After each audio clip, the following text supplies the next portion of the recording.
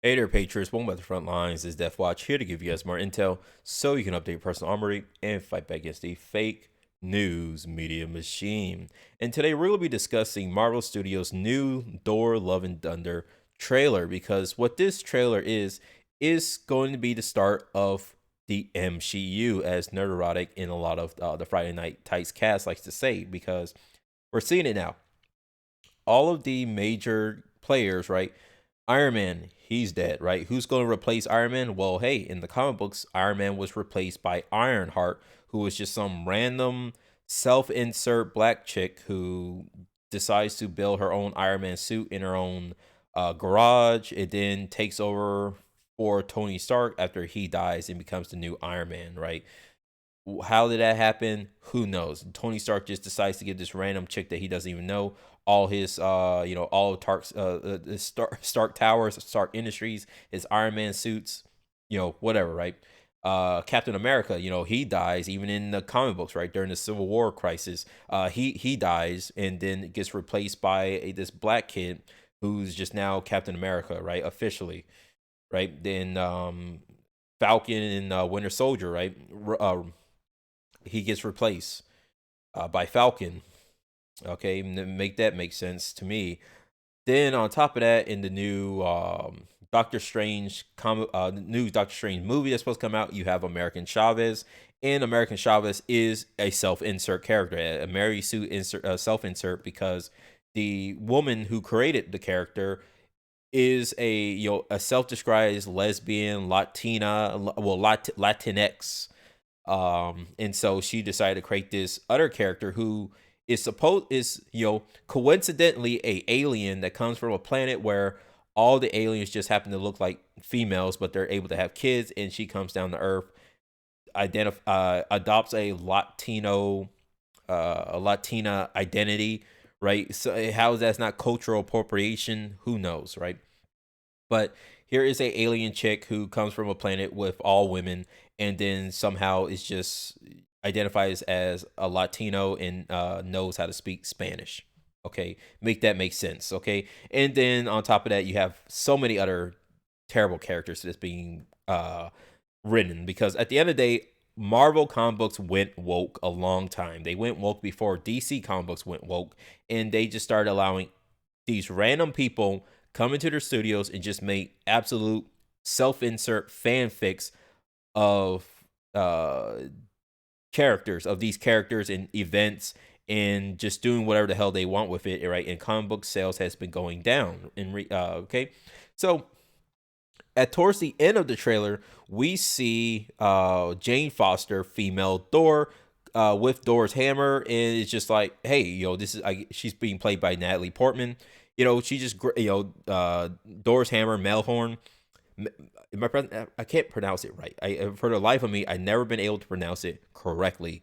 Malnor comes over, flies past Thor, and then just arrives right here in Natalie Portman's hands, and like what the fuck, what the fuck's going on here, right? But this has been going on in the comic books, right? Because this is Jane Foster, a chick who had cancer, and I guess she became, from what I remember, because I watch Comic Historian, right? I don't really read most of the comic books because it's a hassle having to go out and read all these comic books, because a lot of these stories are kind of trash, right? Some of these stories start out pretty good, but then they end kind of trash. And then most of the time I'm like, damn, I don't like buying things that just turn out to be kind of crappy at the end of it, right? And so I kind of watch Comic Historian because he, breaks down a lot of these series, a lot of these events that's going on both in DC or Marvel or all these other comic books. And it's easy for people to follow hour, maybe 30 minutes or hour long videos, and everything is happening right now currently in Marvel or DC or whatever other Power Rangers or whatever, right? And so who Jane Foster is, essentially she's the new female Thor. I believe she did have cancer, right? And then she was able to wield Thor's hammer, and by being Thor, she was able to stave off the cancer, from what I can remember. And then I think she loses the power to wield the hammer, and then goes back to dying or something like that. It's weird, right? Because there's so many times characters are dying, get diagnosed with some type of disease that they should die, but then nothing really happens at the end of the day. They're still there. Okay, so in Thor Volume 4, Number 1, the God of Thunder lost his ability to wield the hammer. When the Avengers battled Nick Fury, the man whispered something in Thor's ear, causing him to become unworthy of Mjolnir. The hammer stayed on the moon as Thor and even Odin couldn't move the mystical object.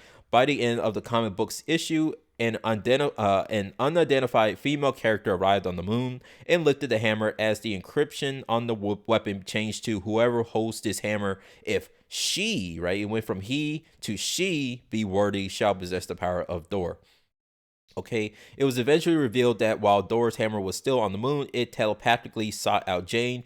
She asked Heimdall to take her to the hammer's location, so he transported her to the moon. When Jane picked up Mjolnir, she instantly transformed and gained Thor's powers. Jane decided to keep her identity as female Thor a secret, but drove the original Thor crazy, not knowing who took control of the hammer. Okay, so this is the character that they're now going to implement as Thor, and Valkyrie is now in charge, is now the new king of Asgard. Jane Foster is now the new female Thor, as Thor just runs around in the cosmos doing whatever, who the hell knows. Okay, on top of that, Tony Stark is dead. Captain America is retired. Okay, Hulk is completely out of it. Okay, the only characters that you have left are Hawkeye. And think in Hawkeye, his TV series, his daughter's replacing him. Who else? We really don't have anybody else left, right? You're now supposed to have a new Ironheart series, who in the comic books after Civil War, after Tony Stark dies, she takes over as Iron Man. Who knows if Peter Parker is now indisposed of. He nobody remembers who he is, so they're going to try to shoehorn Miles Morales as the new Spider-Man in the next future movies.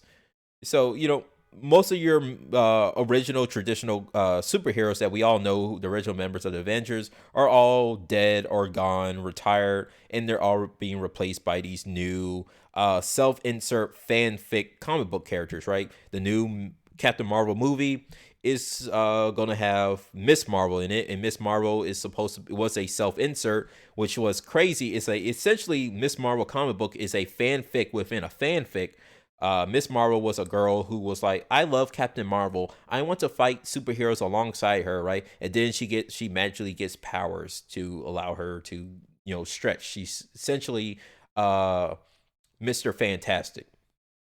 Okay, that's literally all she is. She has the same powers as Mr. Fantastic, and the only reason why the Fantastic Four is not even in current Marvel movies or comic books is because they kind of fell off, right? Because they done so much bullshit with those characters that they completely lost track of who's who and what to do with any of these characters. So they're not in any movies, they're not in any TV shows or video games, right? The Fantastic Four are essentially dead and gone, right? They never existed. And who else is being replaced, right? I can't, again, I don't follow Marvel comic books because they went woke a long time ago, right? The minute that they hire, I remember one of the big stories was this one chick was like, I hate Stan Lee. Stan Lee is an evil white supremacist, all this other shit. And if I ever work for Marvel Studios, if I see his portrait, I'll rip it down, right? I remember this was a crazy story that somebody posted on Twitter. And then next thing you know, this chick gets hired at Marvel Studios, writing her own comic book. Like, what the fuck? So Marvel Studios, again, has gone woke for a very, very long time, way before DC comic books went woke. And now the quality of the storytelling has gone down. Their sales are in the gutters, along with DC comic books. And so we'll see how good this movie does. I can see a lot of people screaming and crying because not only has Captain Marvel, the movie, was complete flop, Black Widow also was a flop, and now the only reason why this movie's not gonna be a flop because it's Thor, right? It's Thor in the rest of the Guardians of the Galaxy, right? They're probably gonna have these guys going around doing whatever they're doing for the whole entirety of the movie, and then this one scene with Natalie Portman as female Thor is probably gonna be like towards the end, just like they did with Captain Marvel in the Endgame, right? She really didn't show up for like a few seconds, uh, like in like the middle section of the movie, and then she comes back for a little bit during the big battle scene, and she immediately gets gets her little attacks in, and then gets swatted away by Thanos, and then Brie Larson comes back for like the end scene, and that was it. Okay, because nobody really wants to see these people, right? But I can see all the SJWs, all these so-called, the Jack Saints, and all these other people who like to comment on all this type of cultural shit going on in movies. They like to sit here and claim misogyny and sexism and all this other crap, right? The reason why Captain Marvel movie flop is because people are misogynistic, they're sexist, they don't like seeing female superheroes and all this other shit, right? Even though the reason why the movie flop is because Brie Larson herself, right? It wasn't anybody else but Brie Larson who made the movie flop, because she herself said that I don't want a bunch of white men showing up for my movie. Well, then congratulations. Not only are you're not gonna get a bunch of white men showing up for your movies who are the majority of the fans of Marvel and DC comic books, but you're also not gonna get people like me, because I think that you're a racist piece of shit for saying that, right?